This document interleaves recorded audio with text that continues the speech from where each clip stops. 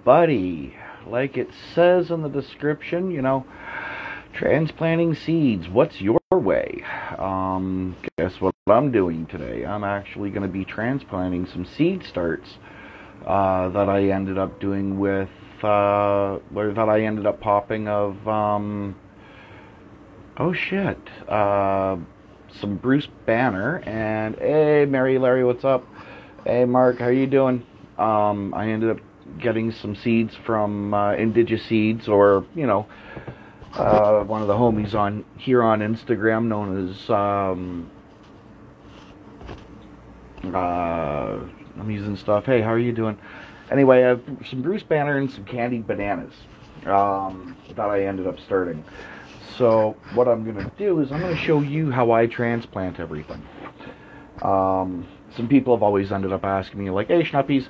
Some people have always ended up asking me, like, well, how do you do your seeds and all the rest of the stuff, and how do you get your seeds started and blah, blah, blah. So I'm going to show you guys literally how I get started. What I do is, of course, end up taking, a pie plate or something like that, a plastic plate. And what I literally do is I just end up putting toilet paper in the bottom of this because it holds, fluid quite well. And I just use coffee filters. Hey, Mar, how are you doing? So that's what I do. Solo cups, yeah, there you go. Emerald Legacy, there you go. Everybody has different ways. I normally end up soaking my seeds for about anywhere between 5 hours to 24 hours, depending on how long it takes them to drop in a shot glass or whatever. And I end up letting them sit in there, pull them out, all the rest of that stuff. So, as we see here, I have everything all ready to go, and these ones are going to be for the Candied Bananas by Steady Floatin' 420, or Indigenous Seeds, however you know them as. Hi there, Mr. Bear. It's CanVault. My main got deleted. Oh yeah, I seen that today. Sorry to hear that. So on this side should be the Bruce Banner. This side should be the Candied Bananas. So I'm going to put that to the side right now. And what I'm going to do, a lot of people, I've seen people using makeup pads and cotton ones. I just want to use those in the future to germinate. I know, right? I mean, Christ. When it ends up coming to that, it makes it a whole lot easier, and it's just a cotton pad. You can just put it on and then put something over top, right? So what I'm doing is I'm filling up one of these little pressurized sprayers you can get from the dollar store. Happiness, I'll live. It happens, I'll live. Yeah, there you go. So all I have in here is just straight pure water. What I like to do is I like to mist the soil. That way it ends up getting a little bit of moisture on it, and on top of that, so that I don't have to worry about things, caving in or anything like that. So just a nice little spray, just like that, just to get everything kind of going. And what I'll do normally, just give them a little bit of a shake, just to make sure that nothing's going to be going crazy on me, and also just to try to level everything out. The reason why I try to level things out is so that I can see how the soil's actually absorbing the water, and it also gives me a chance to see if my soil has become hydrophobic. What hydrophobia is, I've explained in the past, but basically it's where your soil actually becomes basically scared of absorbing water or absorbing nutrients. So I check it just to make sure, see how it filters down, and so far so good. So after that, just make sure everything's all copacetic. And not only that, but another reason why you want to water your soil before you even transplant is because let's face it, you know, a little bit of extra water on top of your soil will end up adding a little bit more weight to the water. Hey Chris, how are you doing? And at the same time, it also will do a few other things too, such as, you know, get everything kind of situated. So what I'll do is I'll use a Sharpie, just a regular one, and I'll go that far down inside the soil. Some of you are going to say, you know, like, well, that's too far down, all the rest of that stuff. I've already checked my tap roots. You don't want to go any further down than your tap roots, for the most part. So, let's show you how these tap roots are going. So you see, there's my seeds right there. That's the candied bananas by IndigiSeeds. He ended up sending me some as testers last season, and I ended up feeling that I didn't give them enough of a chance when I got them, because I got them later on in the season. So this year I'm going to be doing my best to show how his genetics actually can perform. But you don't want to go any further down than your taproot, and you want to make sure you cover up the husk of the seed. Not bad, Papa Bear, just taking a few minutes after work listening in. How are you doing, my friend? I am doing great. I'm transplanting seeds today, so life is going great.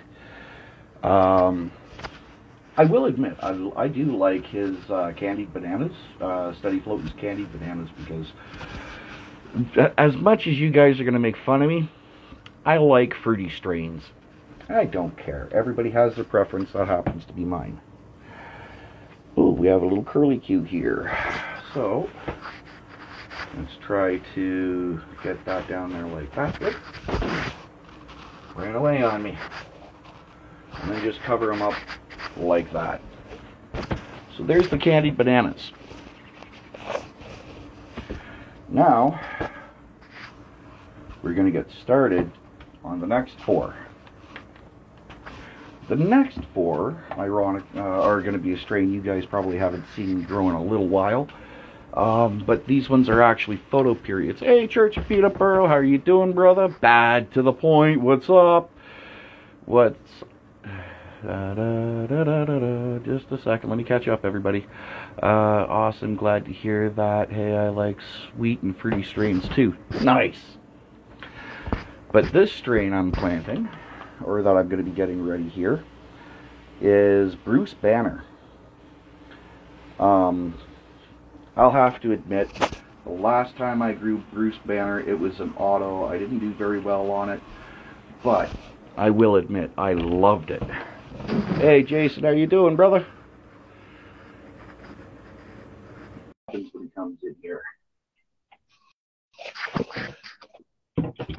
or if it leaves a lot of... Oh, there we are. I see. Actually, we're just getting seeds ready, Pop. I ended up germinating some Steady Floating or IndigiSeeds candied bananas. And the reason why is because, like I said, last season, I ended up getting them late. So I only ended up with some, you know, some little ones.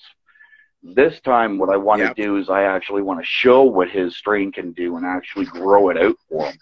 And actually show what his, you know, abilities are when it comes to a breeder. Nice. Now, the next strain is, like I said, hey, Mesfit, how are you doing, brother? The next strain is actually Bruce Banner. Now, the last time I grew it, it was an auto, and I didn't do very well. I don't do well with autos, period. I can fully admit to that one. I know I don't do them very well because I'm an aggressive grower, right? And you know yourself, the more aggressive you are with autos, bleh. Yeah. Don't like it. You got to be gentle with those. Yes, exactly. So this one is actually a photo period, and holy cripes! You should, if I can do it right, I should show you guys how big these tap roots are. and they're the same age. Nice right? effort. All of them are all the same age, by the way. So that should show you just what I'm looking at possibly happening. Very nice. Hopefully it. 1, 2, 3. Oh, D the Bug Guy. What's up, brother? D. Accept. Pop on in, brother. Get to bug him again. Ooh, drop that one in there. But the reason why I like Bruce Banner is because, or wanted to try the Bruce, the reason why I wanted to try the Bruce Banner photo period is because of how the Bruce Banner turned out last time. And to me, that's a no-go. You got to show what you can do. Well, for sure, man. You always got to show what you can do. How you doing? Not too bad. How you doing, Pop? Hey, I'm doing. Go ahead. Hey, we both pops. Go ahead, Dad. Go ahead, son. This is your show. We always take over. I'm not doing too bad. Apparently, I ended up getting the shake. Yeah, Apparently, I got the shake-its out because, you know, I'm back in the, you know, seats. So I think I found the cure for the shake-it syndrome. Oh, yeah. Nice. Very good. I'm glad to hear that. I'm glad to hear you're making gains. You know? There you go. In other words, fam, you got to get in the grow room to get rid of the shake. Yeah. Yeah, I heard you got a bad shaking problem. I probably caught it off. You know, you guys being together there and partying together. You know what? I've been told I've been accused of being trans-communicable. I don't know if I said that okay, but that's fine. At least where it is, you know. Exactly. Oh my goodness. So before anybody asks, I've already labeled the containers. That's why there's no flags on them. I ran out of flags. Are you sure? Canadian flag there and let them know where they are. Yeah. That's going to be going in there soon. If I'm up to speed, okay. Your Bruce Banners you're running? Yeah, I don't know the breeder of the Bruce Banner because they ended up being a gift from Bluntman Biggs. So I'm hoping it's going to be in around the same aspect of ILGM. But so did the Bluntman cross them, or did he just have? He just happened to have them. He ended up having a female that ended up throwing seeds. So it ended up being induced through lighting. So they're going to be female seeds, which is actually really cool. But I'm also going to try and work with the Bruce Banner as well and try to actually bring that into either the Tosser or the Polar Bear or the Afghan Cherry Queen. Right on. So we'll call you freaking Superman. Well, I'm already called Superman, but not by anybody of the same sex. Well, now you're just Superman induced. I go by Sugar Dick Daddy.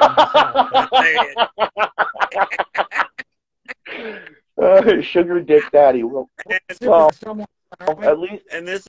Go ahead. This is where you lost control. Yep, exactly. Normally, I would have ended up saying Sugar Dick Daddy. Just take the dick out, and that's the way how she looks at you. But whatever. You know what? Hey, Dabby. How you doing, Terry? You don't like it more. Yes, exactly. So how are you gents doing today? We're doing good. Yeah. Just dealing with a lot of insurance stuff, but we got some good news. We're in the process. Nice. We are approved. That sounds good. Sounds like a game. Something's moving forward. Something is moving forward. Well, the township gave me an order, right? I had an inspection done on my house because noticed. So we also found out that there's a permit on the house that was taken out before we bought the house, but no inspections done. And the permit is for a deck. yet I have an addition on my house. Okay. Okay. Is Now it connected to the house? it's connected to the house. It's an addition according to the law. Yeah. Right? Is that their argument? So under the building code, I think it was section 8.1, we have a stop order of repairing anything on the home until this permit is taken care of. I must supply the building plans, architectural drawings, and an engineer Yeah. that it's Yeah, safe. you always have to have that Or- engineer stamp. Or I got to tear it down. Again, I wasn't siding with them. I knew exactly where that kind of was going because I've encountered it in a few different ways. We live in a condo community, okay? So Yeah. part of living in this and owning a home here is you own everything. But they have certain control, like as in the Mhm. color of the roof, Yeah. color of the trim, and like there's certain little small bylaws which really suck. Like as an example, we can't have a fire. In a lot of condo communities, So, it's you control what happens within the unit. Anything outside of your door, you have Right. zero control. But as long as we don't add that deck to Mhm. that house, to our house, we're okay. So there's actually about a fucking 2-inch gap, and basically we just undertuck and have it so that it's a natural step off from the Yeah. like the patio door out, Yeah. so you don't really notice it or feel it. From an architectural standpoint and an integrity standpoint, it's shit. Yeah. But Now, see, we were gonna replace our front deck, right? So we could put a wheelchair ramp on it and get rid of my Oh, aluminum God. ramp. Good. If we don't attack a house, don't need a permit. If the deck is so high, we need a permit. If it's under that, we don't need a permit, right? And then you also need to put a foundation down if your deck is so high. So we were finding all this stuff out, and then we found out how it shifted. But it looks like we're covered. But the way the township has worded it, we have a couple options, right? Come up with the building plans for it and the engineer report, or we tear it down. So, I mean, we're looking at tearing down. Go ahead, D. just a thought. You said your house is starting to shift downwards? Yeah, it's shifting sideways. We're a trailer with an addition on it. And the addition is pushing the whole trailer off the fucking block. Question, is that something that's insurable as far as having it repaired? Yeah, it is insurable. Right now they're saying it's not because they have not done their engineer's report and they haven't had anybody come out to look at it yet. Okay. So Here's my thought, though. Dude, get the fucking deck replacement put into the whole replacement of the thing. Have them dig Exactly. where the fucking deck is. They got to tear it up to get it out. They've now disposed and gotten rid of it. It's paid for from the insurance company, and you have a new one adhered based on the insurance company, and the insurance company has to adhere to the fucking bylaw. Yeah. Exactly. Well, the whole thing is we have a secondary problem. Okay. And that's where our insurance is going to kick in again. When we bought the house, this whole house was renovated. Okay, so we bought this house renovated, newly renovated, so that in the hopes I don't have to do any repairs for a while. Right? Mm-hmm. I've been doing repairs since we bought this fucking hellhole. Yeah. Yeah. So we have had repairs and modifications throughout the entire house without permits. So now I got to look at it structurally where the addition was put on and the rest of the house. That's always going to be fun. Because so now I got to look at it structurally. Did they fuck anything up in the roof? You know, in the roof line? Did they do, you know, according to the building code, is this wall supposed to have 3 6x6s there? Yeah. Oh, okay. We got a 2x3. Is that good? You know, I don't fucking know, right? I don't know how this guy put it together. But it is going back on the insurance, and the insurance is kicking it back on the previous owner. So they should be fucking impressed. Look into this, too. Look into tree removal. If there was a massive tree that was ever a concern that it was removed due to a storm or some other shit that was close to it, you could have a root upheaval. where the point where the tree was removed from the surface, but not the root zone, and the root zone continues to grow Hey, because it's constantly moving and searching for something to I got photosynthesize. about 6 trees I can drop right now, and I can aim them at the house. Yeah. We moved in here. When we moved in here, no shit. We moved in here, got rid of the moving truck. We were in here maybe 3 or 4 days. A big storm come up in the front tree on our Yep. lawn, fell, but it fell towards the road. Yeah. Thank God there was no hydro lines there because we went right across the road. Well, And the neighbor picked up the top of the tree and dragged it onto my property and said, "Hey, it's all good." And then my other neighbor come over and cut it all up, and I told him he can take it away as firewood because he well, there you go. Yeah. Yeah. You know, and then I'm like, well, there's about 6 or 7 more fucking trees I could go at with a chainsaw right now. Throw potassium nitrate I'd on like them. to. If I get a chance to fucking knock this place down, I'm coming in with the biggest backhoe. Trees are gone, house is gone. Welcome to scorched earth. It's gonna be a big bowl of hash. And what control was I using again? Well, no, the reason why I was saying to use potassium nitrate I'll go is because find it'll actually end up killing out the roots as well. Yeah, but then I don't want the fucking tree to fall over 15, 20 years down the road. Who said anything about it falling down 15, 20 years down the road? If you use nitrate and don't take the tree down, I got some. Oh, no, I'm trees, talking so. about after it's taken down. Use it as stump remover. No, if I'm going to stump remove it, it's going to be a backhoe and dig them right out and get rid of them. I'm not fucking pissing them. Dude, that bucket is pretty much, in a way, a smaller version of what you're talking. You're talking about feeding a microbiological system to the root system to help it decompose. Yeah. So And that there is microlog. That's a BioBoost. That's a potato bucket with a, I forget what the term is, but it's candy stuff. It's also another way of starting a Kugel culture as well. Yeah, that's exactly what it is. It's developing local cultures. Yeah, for my growth. My whole yard is sand. So if I dig up the trees, right, and we have to mash my house, well, I'm going to have so much yard destruction, and I'm going to request topsoil to be brought in for certain parts of my area, and those are going to be for my plants.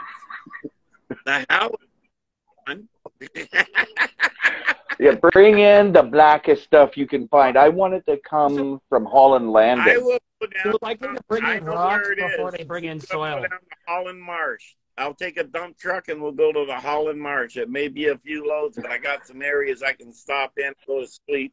Have you been to sleep yet? No, but I'm on my 6th load. Just give me a doobie. I'm good to go.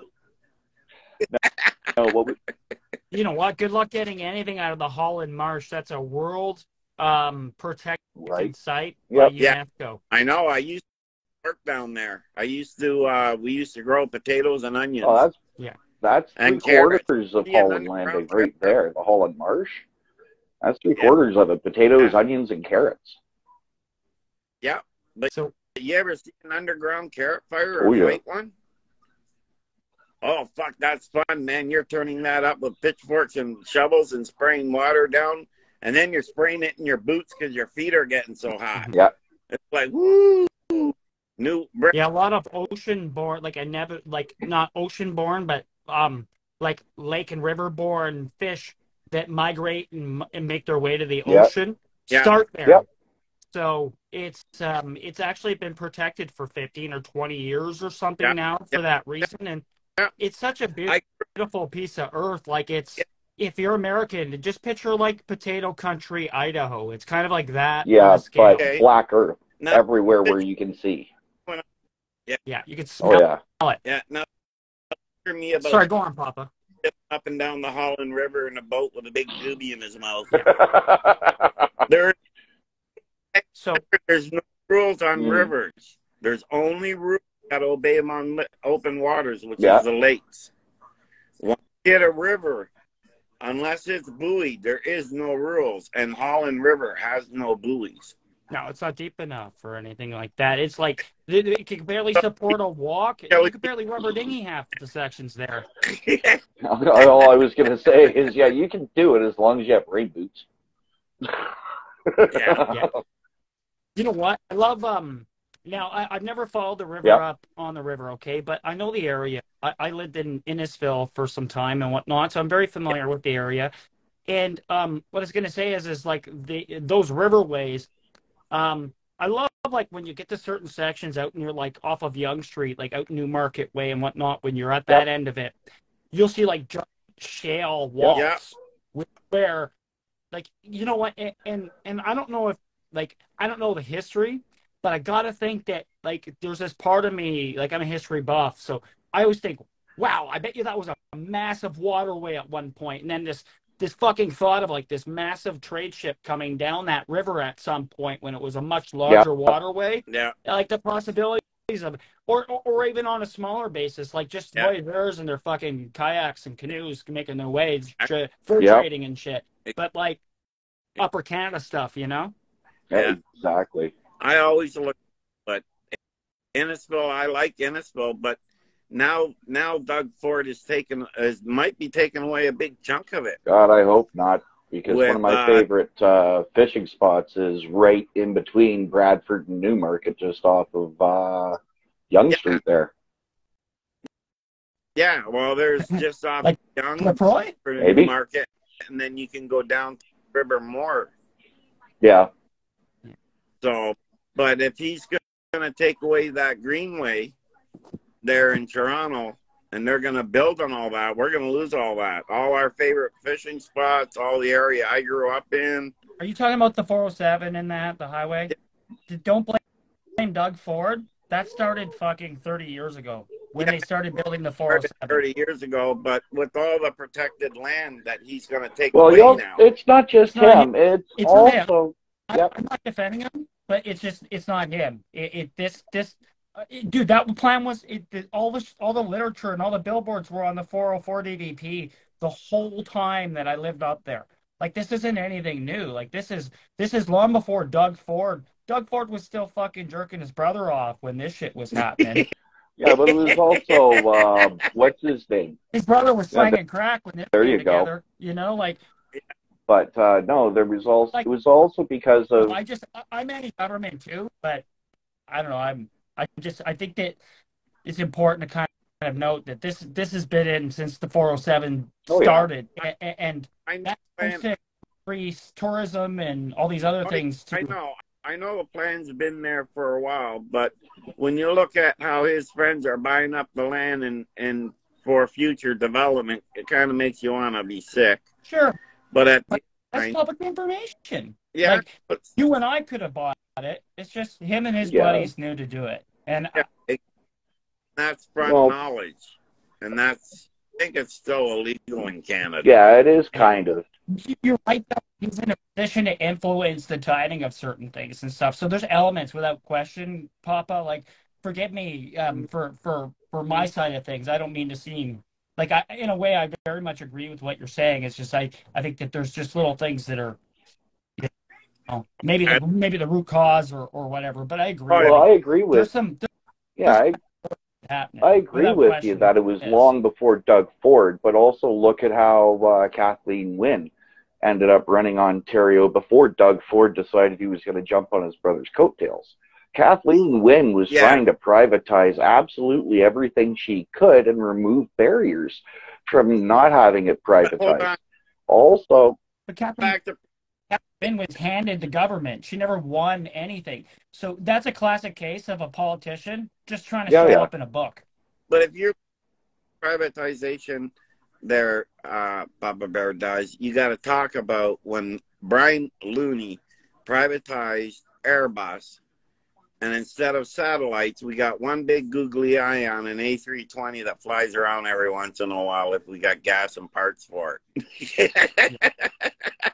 We also got a sustained project with Magellan Aerospace, and there's a lot of Malton I know, but Mulrooney embezzled hundreds of thousands of dollars. They all do. He got caught for in the U.S. And we gave him the Order of Canada for it. but look, his daughter's in charge of transportation for sakes. How much money is she fucking What was pulling that? in? I said I thought that was Oh, Meech Lake. probably. Yeah. Yeah, Meech Lake Accord. Right, ratifying PEI. I mean, we were Yeah. just ourselves until then. Yeah. I mean, you can go this. There was Brian Mullooney, and then you had the lady there. Kim Campbell? Campbell Soup Kim there. Campbell? I gotta remember his Campbell Soup, but yeah, Kim Campbell. So you mean like Kim Campbell, the first woman Yeah, prime minister of Campbell Canada? first, yeah, she was his successor, and she was kind of a dick. Well, she too. was also only And in then power right for after 3 that- weeks. Chrétien, the French Prague. Okay, first, You talk about Tom Cretton. okay, now if we are Yeah, going to end Chrétien. up talking about Jean Chrétien, you have to keep in mind that he Yeah. did end up looking at You know the. what I liked about Gretchen, though? You know what I liked about Gretchen? He was the first. He was a Frenchman in power with a lot to lose, who had the balls to stand up to the Parti Québécois, and he was the although they won official opposition at that point, if it wasn't for him, Canada would have a different map. And Yeah. I think agree. yeah, Yes, I agree. But he privatized so much, and between the three of them, they changed so many rules and regulations between environmental rules and environmental regulations down to fucking the law for fucking Young Offenders Act. And, you know, they just fucking yeehawed everything and threw it into a fucking pile of shit. Yeah, but also at the same time, when it comes to the change in the Young Offenders Act, I can understand why they did it. Because how many kids at that point in time were actually looking at the law and saying, I have YO, you can only keep me in, juvie for 2 weeks. Have a nice day. I'm going to go bump something else off. And I understand that, Phil, but the way they did it and the way it's done is wrong. It should be revised again. Yeah, you don't know. I mean, but hold on a second. In north of Toronto. You're right. It should be revised. Like, you can't change history, and that's the whole debate in the last 5-10 years in the States. But we got to look at history and change the future. Well, we have to look at history Right? so it doesn't repeat itself. And we can plan for tomorrow. So, you know what? You can't plan. Honestly, I hate to say it, but you can't really plan against corruption. Corruption's corruption. That's kind of like. Okay. I hate to say it, but no matter who we put into law, you can give an example of that. You're both actually right with it, because as far as I'm concerned, Paul, when it comes to having some kind of power will ultimately corrupt.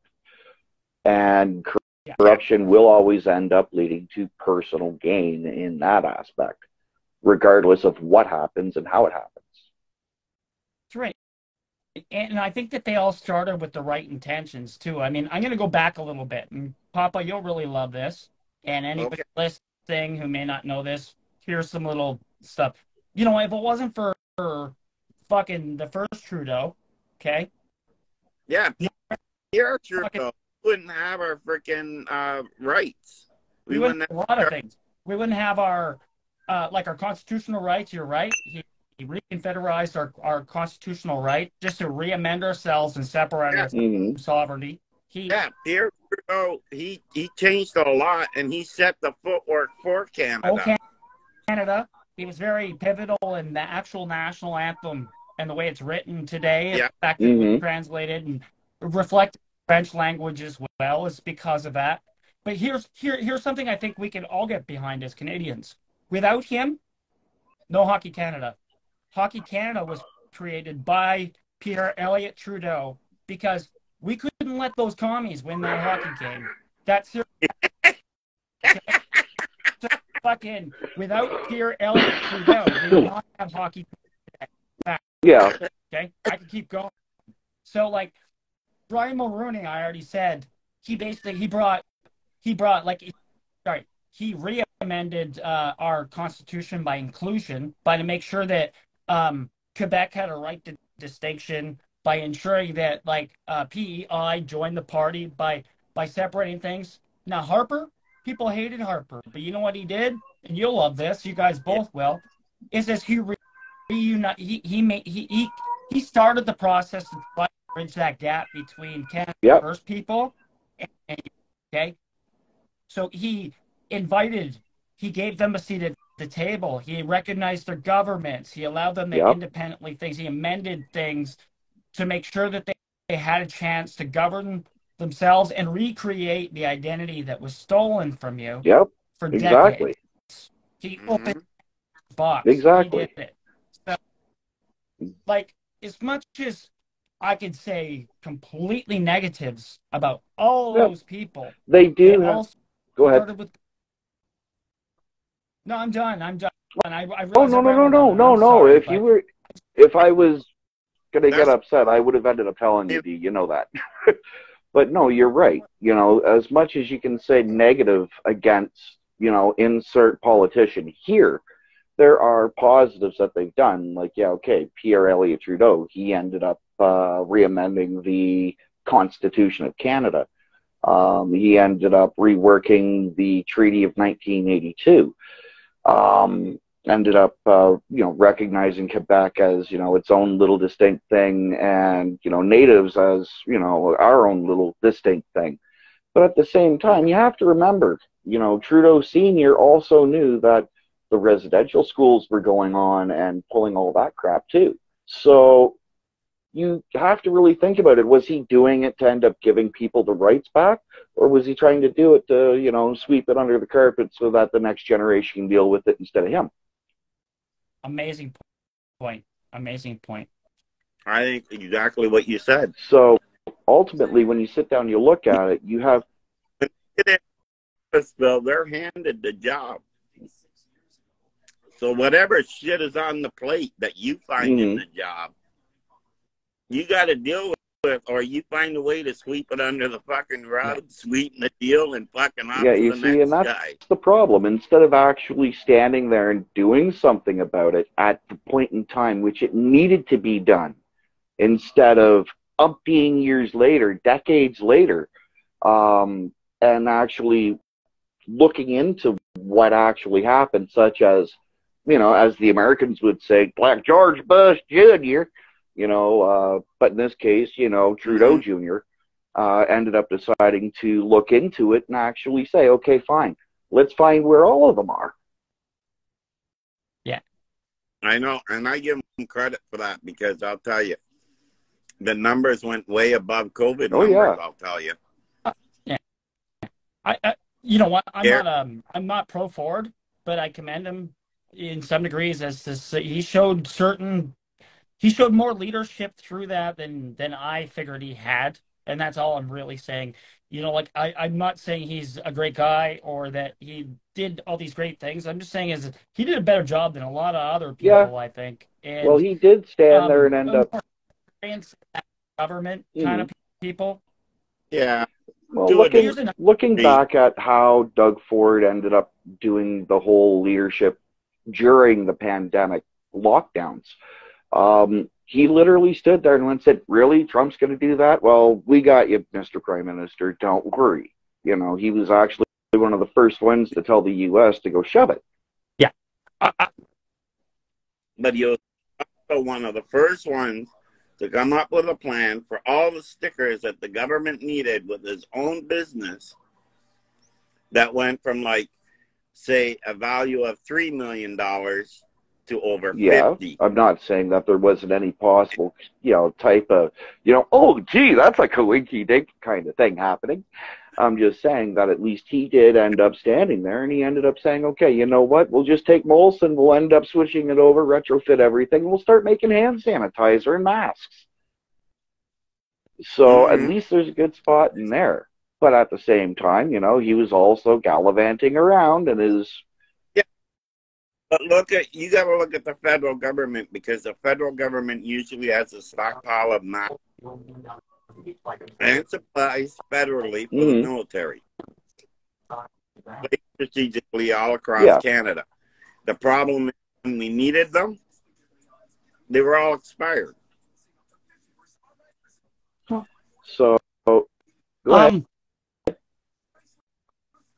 They weren't rotating stock. They just threw it all in there and said, when we need it, it's there, and forgot about it. You know what? Name a pandemic people were ready for. Exactly. You know what I mean? Like, Here's actually, I want to shift it a little bit. I'm not into pandemic talk because it's just Yeah. mostly Neither conspiracy am I. based. But I do want to say this. When it comes to the government, we've traditionally asked for change within our politicians and stuff. But let me just kind of tell you, at least in my experience, what I've seen, how we've treated that. So back in the day, we got really tired of teacher strikes and garbage strikes and everything. And then Ontario brought in the NDP government, Yeah. and we've hated them ever fucking since. They basically did everything they said they were going to do. And then, fast forward 10 years, and a very similar kind of thing in the city of Toronto. David Miller fucked up and was getting manhandled by unions. Garbage was piling up for 120, 130 days in the dead of summer, and it was smelling. There was a lot of pressure, and he fucking blew it. Entered Doug Ford, and people were like, Doug Ford comes in, he says, hey, I'm going to end the gravy train. This bullshit's going to end. This is it. All these backdoor city hall deals are done. Fucking all this garbage. How'd that go for him? Mm-hmm. So I'm just saying is this public, private interest will always come back and bite. So the other aspect of trying to bring in people that we feel are power, really, we're just taking out our strongest asset. It's kind of like exposing your queen in chess. It's a fucking bad Not only move. that, but people also have to remember, and the same with the politicians, we voted you in, we can vote you out too. And people have to keep that in mind. Like when it comes to Canada, we're supposed to be a democracy of people. And we're not supposed to be afraid of who we end up, say, for example, voting in. That's right. So, ultimately, the government should actually be worried about its people, not the people worried about its government. That's right. No, it's absolutely. It's just, while we're talking about what happened. Fair enough. It's just, I guess my point is we all say we want to do. Sorry, Mm-hmm. that would have been Dre. He hits up everybody this time. What I was gonna say is like we've all beaten the voice and said that we want these things, but few of us are willing to allow it to happen on our watch. Like, it's just our nature. Like, I'll give you another example. I was in the car business for 20 years. So they said for years, Grand Cherokees need diesels. So they brought it out. It was a $6,000 option. Most diesels are 10 grand, but nobody bought it. Nobody bought it. And the reason being is it was too expensive of an option, they said. And then Chrysler gave it away. They couldn't stock it. They couldn't fucking stock the vehicle.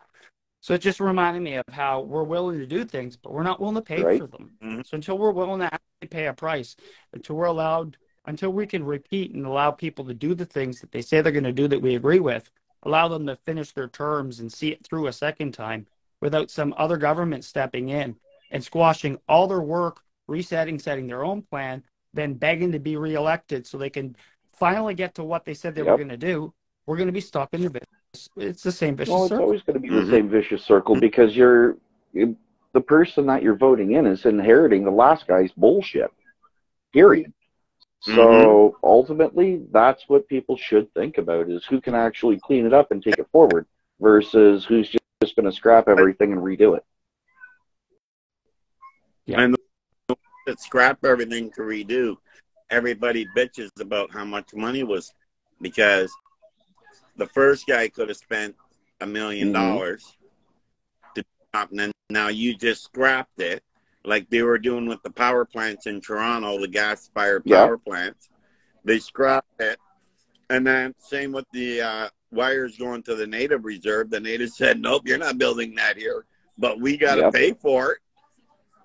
It's like they planned it, but we got to pay for it. And that's always the way how it'll be until something changes about it. And like Dee said, we're not, it goes back to the whole, we want it to happen, but we don't want to pay for it. Yeah. Oh, we pay for it either way. They just stick it on our bills. It's in a way, it's very much like being a Toronto Maple Leaf fan too. Like, I'm a Leafs fan, as you guys probably know, and if you don't, now you know.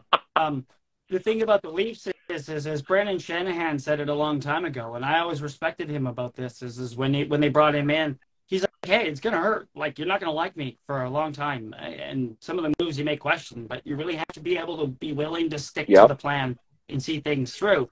And he said that all too many times his predecessors just the Toronto Sun would come out with an article, or the guy on ESPN would say something, and they would react to it. So the Leafs have done much better since. They still haven't won that elusive cup, but I feel like at least as an organization, they're thinking smarter and they're making better decisions, and they're not giving away all the draft picks anymore. You know what? Yeah, no kidding. Somebody once told me the Leafs will do good right up to playoffs, and then once they hit the playoffs, they got no confidence in them. I'm like, oh, come on, you got to have some confidence. I told you that, I don't know for how many years, Dad. Yeah. They are getting better. They are getting better. Look at the Jets. That's a new team, and look how good they're playing. The Jets isn't a new team. Yeah, it's actually a team that was brought back to Winnipeg. Yeah, I know, but they're new again. Enough. But you know why? You know why teams, and okay, again, while we're talking about the Leafs, I said a long time ago, Toronto will not win until the expectation's gone of winning. And as hard as, and that's an impossibility in Toronto because we're so hot, we're so into our sports that it's so hard. We put the pressure on it. So guys come to our city and nobody wants to play here because it's so hard. The Toronto media is vicious as fuck. And what's up, Matt? The fans are so vicious. They'll throw jerseys and squids and shit on the ice. Like, they'll fucking throw pancakes and shit at you, right? So as long as we do that to our teams, they're not going to win. There's just too much pressure. But Winnipeg's a small market when it comes to the NHL, but they're the most electrified and some of the most hungry hockey fans, period. I'm born in Manitoba. I could say that. Like, I'm still Manitoba son. Remember that, okay? But that being said, like, and the Jets sucked growing up. Dale Hawerchuk was the only good guy, and then they drafted Teemu Selanne, and then when they traded him off, it was over for me. But as far as the Jets are concerned, like, they did well because the pressure, nobody expected them to do it, and nobody put that real pressure on them. The city rallied behind them instead of question what they were doing, versus Toronto, which they question what you're doing, whether you're winning or losing. It's like, you know what? Now we're a winning team. Why aren't we winning 4-0 like other teams? Well, there's that, and you also have Don Cherry killing kaleidoscopes to make frickin' suits and throw squids on the ice too. You know, you have to keep that in mind. And meanwhile, out in Winnipeg, you still have the Winnipeg handshake if they end up losing. So, dude, if you're a hockey fan, watch any video. Just Google Winnipeg Jets playoffs white towels. Yeah. Turn the sound up and watch. That'll give you chills. I know, eh? Chills. Anyway, boys, I gotta go. I have to get started on dinner. So, as always, take care of each other. All right? Finger cooking with that. What?